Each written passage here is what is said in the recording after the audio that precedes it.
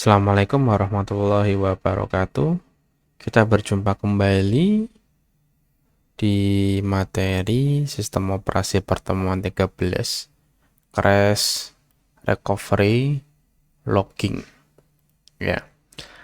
Jadi di sini kita akan membahas bagaimana kita bisa melakukan recovery atau perbaikan dan logging sebagai salah satu fitur yang disediakan oleh sistem operasi. Crash, recovery, dan logging menyediakan antarmuka untuk user untuk melakukan perbaikan. Ya. Jadi crash, recovery, logging itu dia saling memenuhi satu sama lainnya. Crash terjadi karena ada kegagalan. Recovery kita lakukan karena terjadi error. Logging dilakukan untuk mencatat segala kejadian yang terjadi sebelum crash terjadi. Ya, jadi saling berkaitan. Ya, kita setiap hari pasti bertemu dengan yang namanya crash. Atau mati tiba-tiba atau nge-close tiba-tiba. Entah itu dia berupa software yang kita pakai sehari-hari, komputer, ya, juga bisa sistem operasi yang tiba-tiba berhenti.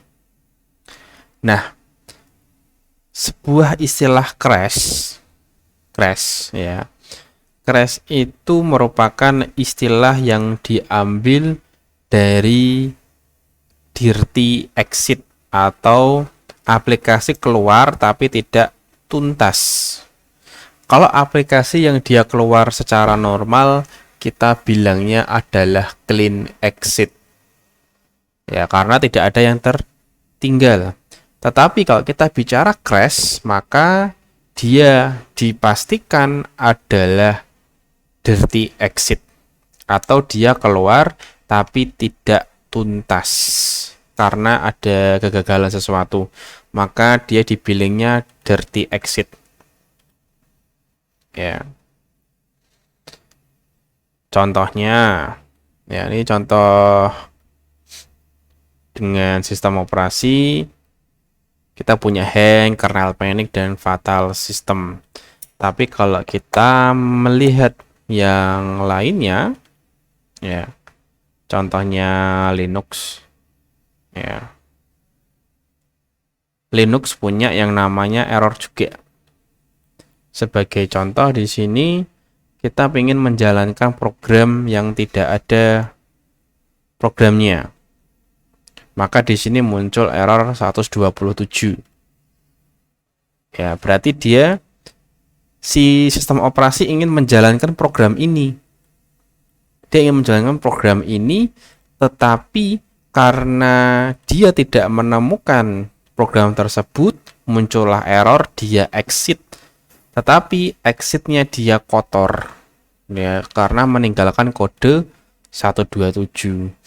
Nah, contoh lain, misal kita memanggil program yang benar-benar ada, Python. Ya, kita exit. Nah, ketika aplikasi itu dia adalah keluar dengan cara yang baik, exit dengan cara baik, maka dia bersih. Coba kalau kita pakai cara kotor, ya, itu nanti keluar kodenya. Itu hanya contohnya saja. Ya. Nah, di sistem operasi, contoh crash yang nyata adalah hang, kernel panic, dan fatal system error. Contohnya, ya, BSOD. Ya, ini adalah contoh paling nyata ketika sebuah sistem mengalami error. Ya, ini sudah kenal sekali. Kalau di Linux kita kenalnya adalah kernel panic. Atau di Mac juga bilangnya adalah kernel panic. Ya. Kernel panic ini terjadi ketika sistem tidak bisa atau dia menemukan error di kode dasarnya sehingga dia tidak bisa ngeload Ya. Dia tidak bisa nge-load sistemnya, akhirnya dia tidak bisa booting. Namanya adalah kernel panic kalau di Linux. Kalau di Windows kita kenal dengan BSOD. Ya. Nah, kalau udah kategori itu dia adalah fatal. Ini contohnya, ya. Kalau udah seperti ini ya antara di restart atau bisa install ulang, tergantung dari apa yang terjadi di sana. Ya, apa yang terjadi dengan sistemnya. Nah, kenapa kok sebuah software maupun sistem operasi dia mengalami hang atau mengalami crash? Bisa jadi ada data yang tidak benar di program counter, di memori proses. Ya, nilainya tidak benar. Jadi ketika dia mengambil yang harusnya di memori A, dia ngambil di B. Akhirnya error karena salah. Kemudian ada buffer overflow. Buffer overflow ini berarti temporary-nya kepenuhan. Ya, akhirnya ngehang. Kemudian menulis bagian kode program karena bug, ya, karena ada bug. Mengakses memori yang tidak valid, sama kasusnya dengan yang ini. Cuma di sini kan nilai address yang dilihat, kalau yang ini adalah akses memorinya. Bisa jadi RAM-nya error atau bagaimana. Kemudian menggunakan operasi kode yang ilegal, opcode ini dikode lagi sama kayak ini. Dan terjadi program exception. Itu bisa terjadi. Ya, misal terjadi program error, muncul exception, nutup, exit. Itu penyebab daripada dirty exit atau aplikasi nge-close tidak bersih. Nah, jenis crash ada dua, ada aplikasi crash, jadi aplikasinya nutup seperti biasa, tiba-tiba muncul Windows reporting. Nah, itu kita bilang aplikasi crash. Kalau sistem operasi crash, ya sudah kita kenal ya dengan BSOD. Dia mau nggak mau harus di restart paksa. Kalau kita ketemu dengan sistem operasi crash. Lah mau gimana lagi? Tidak bisa dirubah, tidak bisa di restart. Tidak bisa diapa-apakan maksudnya. Kalau aplikasi crash, ya biasanya dilakukan sistem operasi. Disebabkan oleh aplikasi yang melakukan operasi yang tidak diizinkan ke sistem. Dia bisa nge-crash, izinnya tidak cukup, atau library-nya kurang, dependensinya. Itu kalau Linux ya. Kalau Windows biasanya ada yang korup, ada file yang kurang, ya akhirnya dia nge-crash. Kalau di Windows dia akan melakukan reporting secara langsung ke Microsoft. Kalau di Unix atau Unix like Linux, dia akan membuat yang namanya dumcore.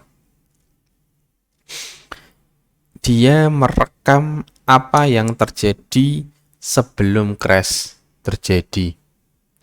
Jadi sebelum crash terjadi, itu kan merekam. Nah, ketika crash, dibuatlah dumcore-nya yang nanti bisa digunakan untuk analisis lebih lanjut. Itu contohnya. Aplikasi Windows dan Unix GUI akan mengeluarkan dialog error ya, yang Windows reporting itu. Windows reporting, Windows is reporting. Windows reporting biasanya dia akan selalu keluar ketika terjadi error reporting. Di sini tidak ada contohnya ya. Nah, seperti inilah contohnya. Has stopped working, tidak dilihatkan masalahnya apa, tiba-tiba muncul ini. Ya, kita cuma bisa pasrah nge-close program. Nah, di aplikasi sendiri punya macam-macam tipe error. Ya, ada macam-macam, tidak satu jenis saja. Satu, memori yang dialokasikan tidak ada. Ya, dia tidak melakukan apa-apa di memori, akhirnya muncul yang namanya segmentation fault. Karena dia tidak menaruh di memori, tidak melakukan alokasi.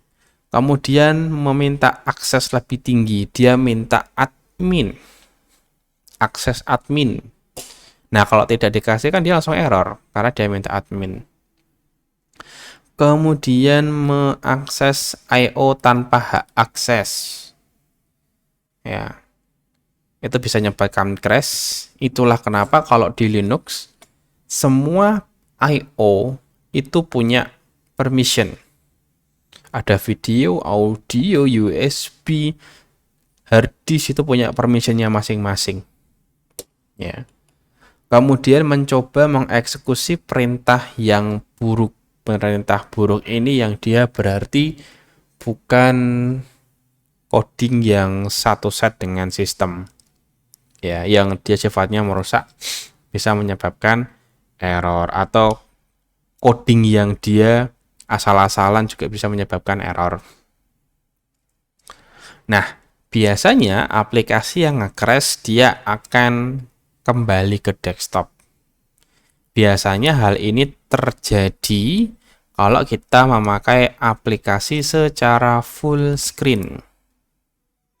Ketika kita memakai aplikasi yang full screen, dia tiba-tiba nge-close sendiri dan kita kembali ke desktop tanpa ada error yang jelas. Ya, tiba-tiba nge-close sendiri, kita main game kok tiba-tiba nge-close. Nah, biasanya memang errornya tidak diperlihatkan secara fisik. Ya, secara tampilan tidak ada. Kita bisa melihat errornya dengan menggunakan aplikasi itu sendiri. Biasanya dia menyimpan error di foldernya. Itu sering terjadi.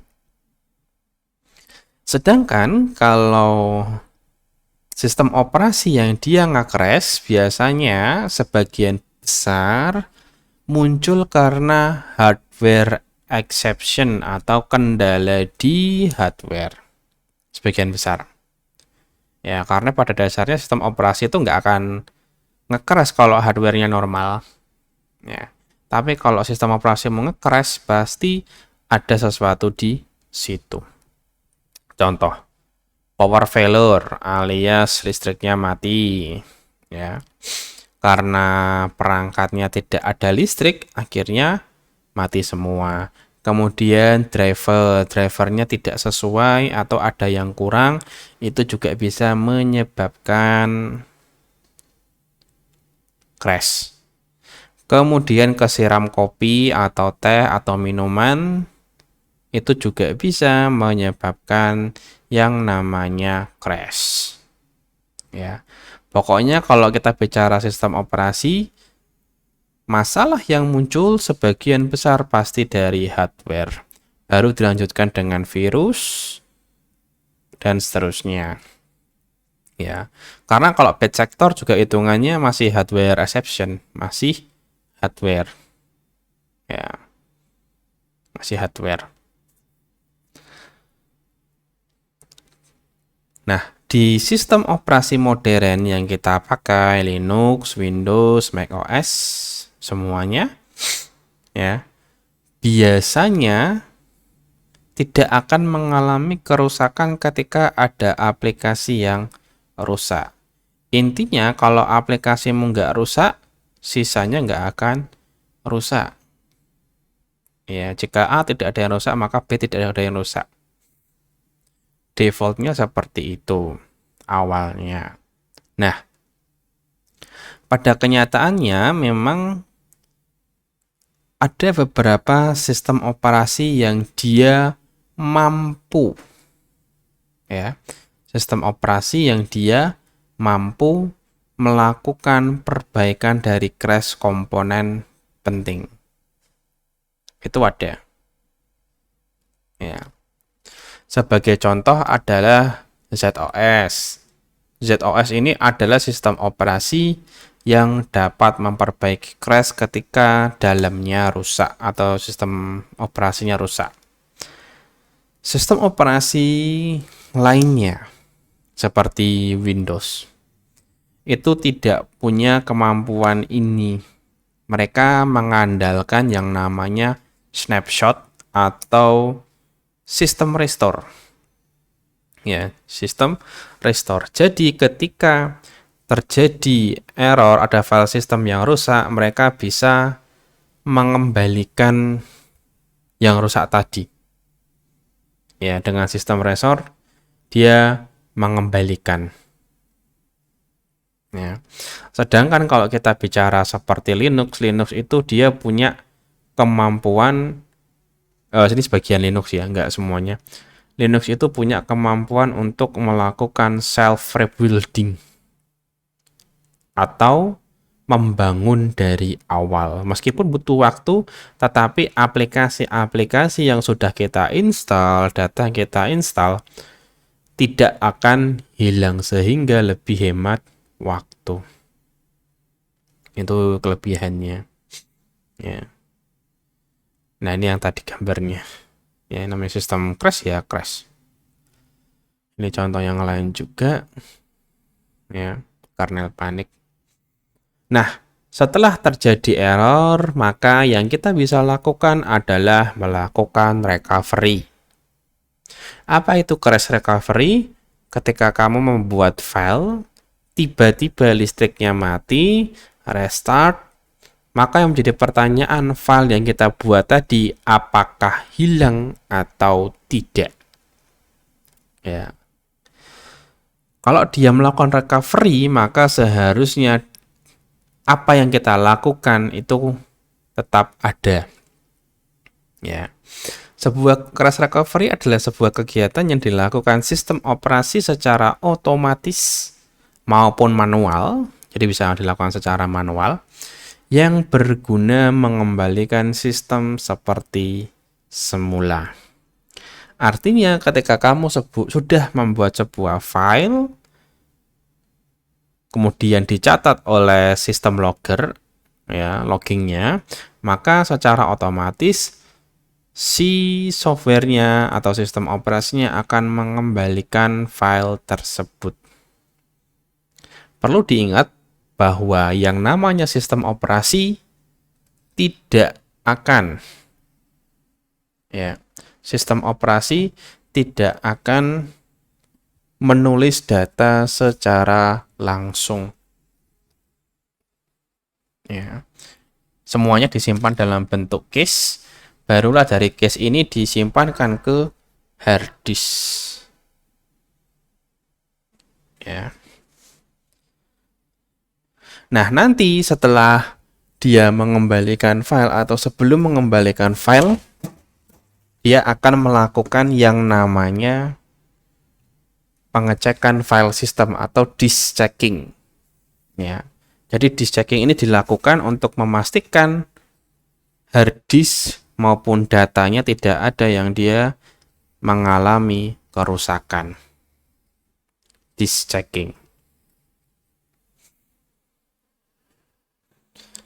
Nah, biasanya kalau kita ingin melakukan pengecekan sistem secara manual, di Windows kita punya tool yang namanya SFC, System File Checker. Dia akan melakukan pengecekan file secara otomatis, SFC, dengan komennya, atau menggunakan Deployment Image Servicing and Management DISM. Dengan DISM ini, kalian bisa mengecek kesehatan komputer kalian masing-masing. Kalau dia ada yang korup, maka bisa diperbaiki dari perintah ini. Ya, DISM. Ini adalah SFC, nanti dia akan melakukan pengecekan sistem. Ya. Biasanya agak lama karena ya kalau filemu banyak maka dia akan lama. Ini kalau DISM ini dia bisa melakukan pengecekan, kalau filenya aman dia akan bilang no corruption, no component corruption. Tetapi kalau ada korup, dia akan melakukan restore tadi, perbaikan. Ya, makanya memang sebaiknya kita melakukan yang namanya backup. Caranya bagaimana? Kita melakukan shadow copy atau nge-backup yang berubah, ya, yang terjadi perubahan, atau melakukan bare metal. Bare metal ini dia melakukan backup secara keseluruhan. Dan dia memang ampuh, dinyatakan ampuh untuk bisa. Jadi bare metal itu digunakan untuk kita nge-backup sistem secara keseluruhan. Jadi dari C sampai Z itu semuanya ke backup di sana. Itu bare metal. Ya, shadow copy atau snapshot dia dikenal sebagai volume snapshot yang juga dimiliki oleh Microsoft Windows, bisa dilakukan secara otomatis maupun manual. Dia mengandung informasi perubahan file yang terjadi di saat itu. Kita kenal dengan namanya restore point. Di macOS kita kenalnya dengan time machine.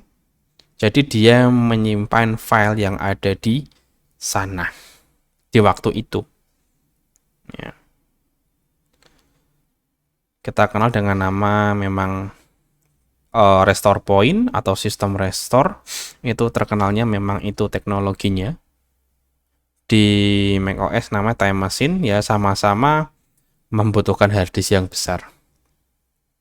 Tapi kalau kita bicara mengenai snapshot, itu lebih kecil dibandingkan bare metal. Kalau bare metal setidaknya memang harus sesuai dengan ukuran sistemnya.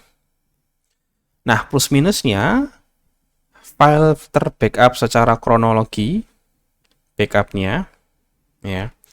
Jadi jam berapa, hari apa, itu ada backupnya, bisa dikembalikan sesuai dengan waktunya, bisa incremental, ya. Dan jika disk korup, maka backup juga korup. Itu kekurangannya. Sedangkan kalau bare metal restore berarti kita mengembalikan sistem secara keseluruhan. Secara keseluruhan sehingga pengguna tidak perlu lagi melakukan instalasi driver. Ya, kita nge-clone keseluruhan. Memang butuh hard disk yang besar kalau kita bare metal. Kita bisa menggunakan DD, disk dump maupun disk clone. Banyak tool yang bisa digunakan. Ya. Tool ini nantinya dia akan membaca data dari A sampai Z, aliasnya dari ujung sampai ujung, sehingga ke backup semuanya. Plus minusnya, restore-nya gampang. Setelah restore-nya, satu file memuat semua informasi yang ada, ya. Jadi satu file backup isinya satu laptop. Bisa disimpan di hard disk luar yang pas, tapi jeleknya ukurannya raksasa, butuh waktu untuk restore, dan satu backup hanya untuk satu waktu. Itu adalah bare metal. Nah, semua itu butuh yang namanya logging.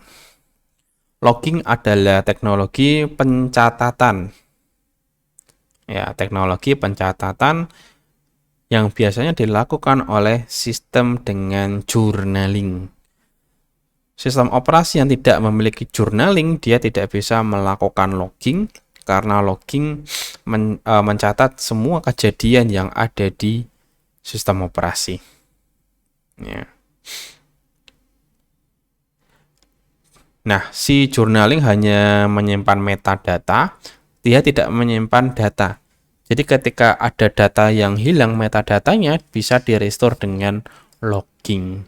Teknik ini juga dipakai untuk pengembalian data di database. Ya, database menggunakan teknik logging. Nah, jenis journaling ada dua, yaitu physical sama logical. Kalau kita bicara physical, berarti ada blok yang ditulis di hard disk, ya. Sedangkan yang logical dia disimpan dalam bentuk soft, sehingga mengorbankan yang namanya fault tolerance. Ketika dia terjadi error, hilang. Ya. Teknik journaling yang mudah dikenali itu hanya ada di X4 Linux, yaitu ordered sama write back.